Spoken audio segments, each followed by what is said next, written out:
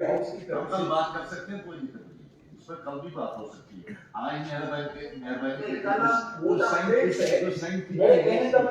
बहुत सारे लोग बोलना चाहते हैं, बोल सकते हैं, नहीं बोल पाए, काफी लोगों के हम बोल नहीं पाए, लेकिन जनरलाइज करके आपने श्रद्धांजलि दी। मैं आज के दिन ऐसे तमाम उन शहीदों को भी श्रद्धांजलि दूंगा, विशेषकर सिक्योरिटी फोर्सेस के, आर्मी के और सिविलियन भी जो यहाँ पे शहीद हुए, क्योंकि वो रह गए, वो जाती हो गई। हमने सारे लेजिस्लेटर्स या पार्लियामेंटेरियन को भी, तो ऐसे तमाम शहीदों को जो इस देश की खातिर, हमारी रक्षा की खातिर, सुरक्षा की खातिर यहाँ पे शहीद हुए, मैं इस हाउस की तरफ से जनाब स्पीकर साहब, आपके तरफ से जो ओबिचुरी रेफरेंसेस मूव किए गए हैं उनके हक में बोलने के लिए खड़ा हुआ हूं। जैसे आपने खुद कहा, लिस्ट बहुत लंबी है। इस लंबी लिस्ट से ही पता चल जाता है कि हमारे काम में कितना बड़ा लंबा एक गैप रहा। 2018 में जम्मू के बजट सेशन में हमने इस तरह के ओबिचुरी रेफरेंसेस पास किए और उस वज़ीर आज़म, स्पीकर और फिर जम्मू कश्मीर से जुड़े हुए हमारे साबका governor, member parliament, MLA, MLCs, Jammu Kashmir का कोई ऐसा हिस्सा नहीं है जिसका कोई ना कोई बाशिंदा इस लिस्ट में ना हो। हर मजहब, हर अब जब ये लिस्ट हमारे सामने आई और आपने सही कहा, हर किसी के बारे में हम यहाँ पे जिक्र कर नहीं सकते। मैं फिर अपनी जगह सोचने लगा कि किसके बारे में बात करूं और किसके बारे में नहीं, तो सोचा चलिए मैं उनका जिक्र करूंगा जिनको मैं जानता था या जिनके साथ मैंने काम किया। फिर जब लिस्ट देखा, पढ़ना शुरू किया, तो कुछ 45 ऐसे नाम सामने आए जिनको मैं जाती तौर या तो जानता था या जिनके साथ मैंने काम किया। फिर वो भी उनके ओवरऑल जो ओबिचुरी रेफरेंसेस हैं उसके हवाले से पढ़े। हमारे साबका वजीर, साबका सदर जनाब प्रणब मुखर्जी साहब, उनकी जिंदगी की तरफ हम देखें तो बहुत कुछ सीखने को मिल रहा है। शायद सबसे बड़ी सबक उनके इस बायोडेटा से अगर हम सीखें तो ये कि मेहनत करो, अपनी जिम्मेदारियों के साथ वफा करो, तरक्की करने से आपको कोई रोक नहीं सकता।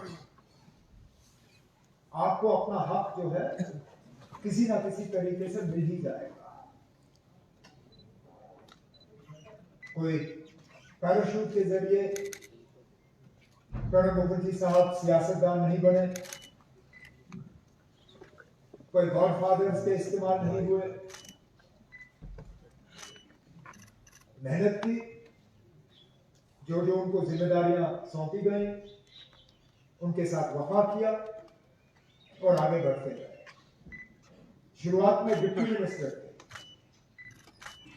डिप्टी मिनिस्टर के बाद मिनिस्टर ऑफ स्टेट बने, मिनिस्टर ऑफ स्टेट के बाद मिनिस्टर ऑफ स्टेट में ही रहते इंडिपेंडेंट चार्ज मिला, फिर कैबिनेट के मिनिस्टर बने, फिर कैबिनेट के मिनिस्टरों में सबसे अहम जो मिनिस्ट्रियां मानी जाती हैं, डिफेंस, फाइनेंस, होम,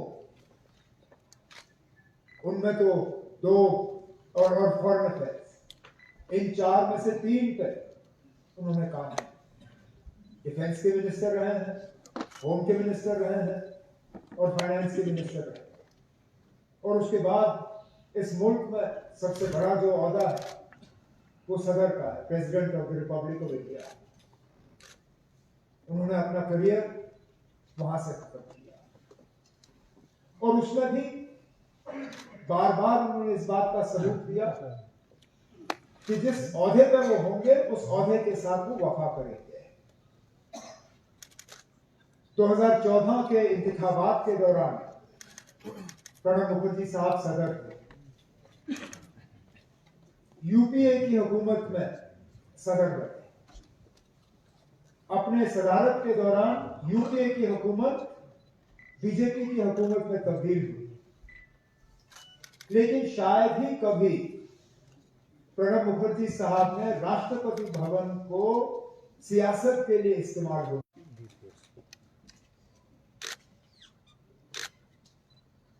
बाकी मुल्क के हवाले से जो उनका रोल रहा है वो तो सब जानते हैं। हम जब अटल बिहारी वाजपेयी साहब को याद करते हैं तो बिलखसूस जम्मू कश्मीर के हवाले से याद करते हैं। इस मुल्क के ऐसे लीडर उनको याद किया जाता है कि वो लाहौर बस लेके गए, दिल्ली लाहौर बस सर्विस में शुरू की, लेकिन उस दौरान वो बातचीत के जरिए ही मसले हल किए जा सकते हैं, उसके अलावा कोई चारा नहीं। दोस्ती का हाथ बढ़ाते रहे, इस बात के बावजूद कि उसके लिए उनको मुश्किल का सामना करना पड़ा। जब जम्मू कश्मीर के मसले के हवाले से बात की तो कहा कि इंसानियत, जमहूरियत, कश्मीरियत। जम्मू कश्मीर के आर पार के लोग, उनको दोबारा जोड़ने के लिए यहाँ रास्ते खोले गए, जिनको बदकिस्मती से दोबारा फिर बंद किया। एक मतलब पर्सनल रिश्ते कायम। आज तो ऐसा लगता है कि हमें और ज्यादा दूर रखने की कोशिश की जा रही है, कि हम ना ही मिले तो बेहतर है।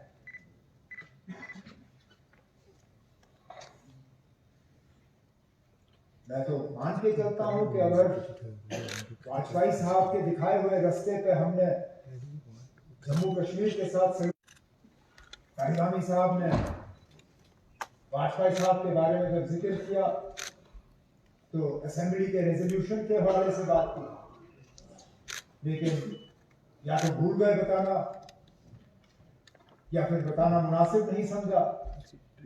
ये सही है कि वाजपेयी साहब की हुकूमत ने उस वक्त उस रेजोल्यूशन नॉमिनेट किया, जहां की हुकूमत के साथ एक डायलॉग प्रोसेस उस रेजोल्यूशन को लेके, लेकिन उस वक्त उसके बाद तो हुकूमत रही नहीं, हालात बदल गए और जो हुआ सो हुआ।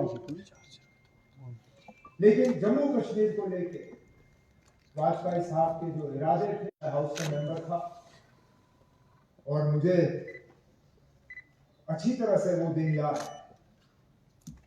न्यूक्लियर बिल को लेके जब लेफ्ट पार्टीज अलायंस छोड़ के चले गए, उस वक्त उनकी अपनी पार्टी के तरफ से बहुत दबाव था उनके ऊपर कि वो स्पीकरी छोड़ के अपनी पार्टी के साथ जुड़ जाए। लेकिन बिल्कुल जैसे तारिगामी साहब ने कहा, मुझे अच्छी तरह से याद है क्योंकि मैं हाउस में मौजूद था। उन्होंने यही कहा मैं सीपीएम का स्पीकर नहीं हूं, मैं लोकसभा का स्पीकर। लोकसभा कांग्रेस उनको सीट देने के लिए तैयार।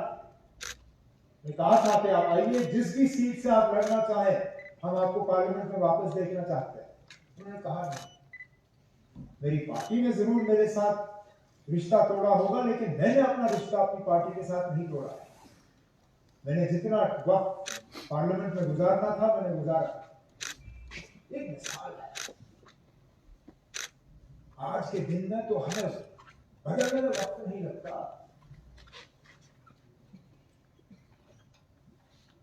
अभी तो इलेक्शन से निकल के आए हैं। हम ऐसे कौन सी ऐसी पार्टी है जिसने आया राम गया राम का सिलसिला नहीं देखा।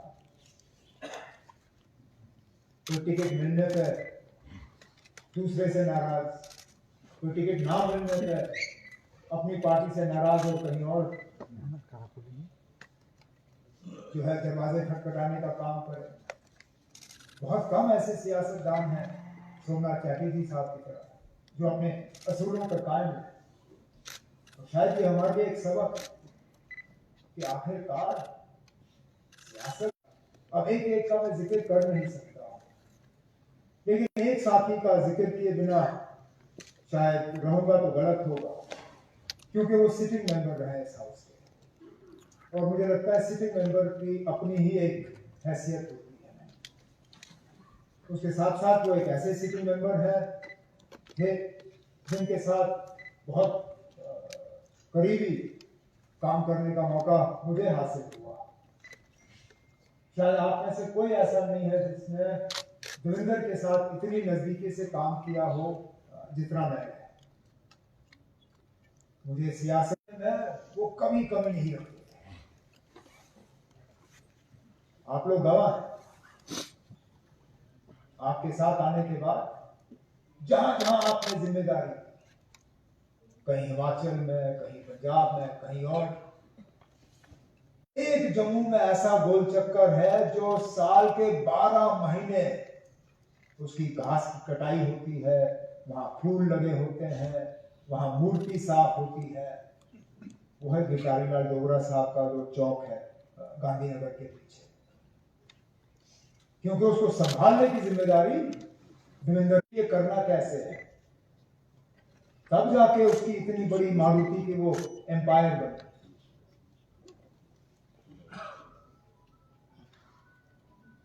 मैंने जैसे कहा 25-26 साल हो गए मुझे सियासत में। बहुत साथियों को मैंने आगे जाते हुए देखा स्पीकर साहब, लेकिन अगर मुझे एक साथी के जाने का बीमार है, मैं शायद रिश्तों को सुधारने की थोड़ी सी कोशिश कर लेता, लेकिन ऊपर वाले ने वो मौका रखा नहीं। यही मौका रखा कि हम उनको श्रद्धांजलि पेश करें,